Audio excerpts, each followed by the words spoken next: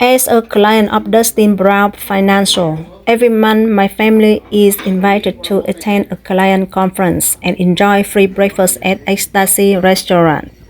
Attending the client conference, you are shared with the update on the financial situation, government policy or political news of the country that affect your life and your family.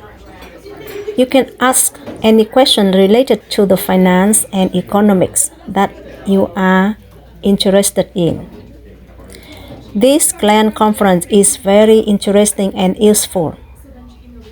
For example, how does inflation affect your family's spending plan? How does inflation affect the real estate market and your home buying plan? Do you have a suitable plan to deal with it? Or, when Trump becomes president, he will increase import taxes on goods from Canada, Mexico, and China. The cost of living will increase rapidly, especially greatly affecting the life of the working class. What plans should your family have to deal with it? I really like the way Dustin Brown Financial takes care of its customers like this. Very good breakfast. We eat breakfast here. They call Eggstacy. Today, Ms. Brandy, a financial expert, share about your family's financial issues. She recommends that every family should have a financial handbook. All financial issues should be updated regularly in the family to avoid unnecessary financial losses. This is a very important issue, especially when your family have elderly grandparents or parents who are seriously ill. Thank you, sir. Regularly updating the family's financial plans allows your family to have a suitable plan to deal with the unexpected event. All right, everybody, I want to introduce our speaker for this week. I don't know if I'm on the camera, but it looks like it. We got Brandy from Bergmeyer. No place. Right? That's a mouthful. But she's going to be covering a topic for us today. So, ready? Yeah. All right. It's all yours. Well, good morning, everybody. I'm so happy to be here with you. I know you have food in front of you, and for those online, there was a packet that's handed out that Dustin and Tom and Dana and Paige can definitely get to you, and it's not imperative that you have the packet in front of you online for our presentation today. Some of you may have looked through the packet, but while you're eating, I'm going to just walk through it real quickly, just so that you're not curious and sitting there and wondering if you should be going through it. We're going to go through it towards the end of the presentation, but I just want to let you know what is in there. There's a family love letter workbook. We're going to talk about this. She gives an example. A family has a father who is seriously ill and have a dementia. He bought a life insurance policy worth $500,000. After he passed away, the children was very happy to find out because they thought it was a large sum of money that would help a lot with their children's education and family expenses. But they did not expect that this insurance contract have lapsed because the premium have not been paid for the past 27 months. The question is, can the children of the deceased claim this $500,000? The answer is, of course, no. It is a pity, isn't it? She advised that every family should have a financial handbook called the Family Love Letters. What do you think? So we're going to talk a little bit about that today and having a plan. I work with teams. There was a mom and dad that raised their family in New Jersey. They retired down to Florida. A few years after they got down to Florida, Mom passed away. Dad's health was starting to fail. The adult kids went down to Florida to get Dad to move him back to New Jersey. He was suffering from Alzheimer's, and he said, if anything happens to me, everything you need is in this box. 27 months after he moved back to New Jersey, he passed. The kids went and found the box, started going through it. They found a life insurance policy for $500,000, and they thought, this is great. This is gonna help us put Mom and Dad's grandchildren through college. Small problem. The bank account that was auto-debited to pay the life insurance premium was in Florida. The kids closed the account when they moved Dad back to New Jersey. They had no idea about the life insurance policy. They had no idea how the premium was being paid. Now, imagine being one of those adult children, calling the insurance company and saying, Mom and Dad paid on this for years. 27 months left, can we prorate? Is there anything you can do? Wow. And I think we all know the answer to that. The answer is no. Wow. And the reason I share that story with you is because it had nothing to do with markets or investments, and it had everything to do with a plan and a paper trail and how to be set up. You all have the ability to do that now for your family, your friends, and your loved ones. Set up a paper trail so something like that doesn't happen to them. Oftentimes, we see families ripped apart by stuff. There's an attorney in Chicago, her name's Jill. She's been an attorney for this family for years. Mom was second to die. 4 kids, $4 million net worth. So money's not the issue. The kids are each inheriting $1 million.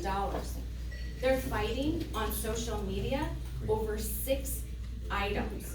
And you might think, jewelry, art. One of the things that they're fighting about is a wooden bread bowl that sat on the family table during holidays, and it was carved by their great-grandfather over 100 years ago. Who gets it? Who's the favorite? And it might be kind of funny when it's not our family and not our bread bowl, but Jill can't settle the estate until the kids stop fighting about this and make a decision. The incapacity and the death of a family member is always a traumatic event. And what we find is all too often people fail to leave instructions or their wishes and have a well thought out plan. And so I share all of those stories with you to introduce you to the family love letter. The family love letter in your packet. So that's not true inflation, but it does go into our cost. So. I don't know if it was 2008, 2009, but it was somewhere around there, and property values like just dumped, and but wasn't it, rather than being supply and demand, there were a lot of people who were having their houses repossessed. The government gave banks money to keep those people in their homes, but then they didn't do it. So it could that. And so we set up like things that were supposed to keep that happening again, but will they? So, question is basically the housing crash, it's because whether it was foreclosures, short sales, or people, the bank has to write off that debt as a loss. Because they loan you $100,000 and they only get $50,000 back. They get to write that loss off. So traditionally, if you as a debtor get a loan forgiven, you have to pay taxes on it. Your thoughts on the tariffs that are currently on, and to what extent that is contributing to any of whatever inflation? So inflation this morning ticked back up to 2.7. And part of what's ticking up inflation right now is fear of tariffs. Because if we can't get cheap auto parts from overseas, we're gonna have to make them ourselves. Well, they cost more to make here. That's gonna cause inflation. Because no one's very good at it, because you just do it the once for most of us. So some people more than once, but they're not good at it the first time, so they stop and try again later. So this is just a scaffold. These are just processes that will help you do it better. Because, you know, we love our kids. We love the people we want to leave stuff to. And the most important thing we leave them is the lessons we taught them.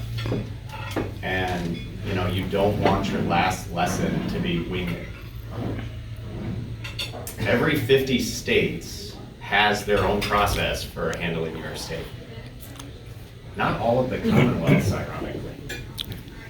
So Puerto Rico's not doing great at that. But there's a process. And, you know, here in Arizona, I think if it's under $75,000, your alpha child can just sign a waiver and decide what happens. So if it's above that, these are probate courts. We had a family member pass, and they never took my advice and put beneficiaries on their properties. So it cost me $5,000 to sell his estate. And it was an easy one. It all went to the wife. So it cost $5,000. So could have been a lot easier, just with a transfer on debt.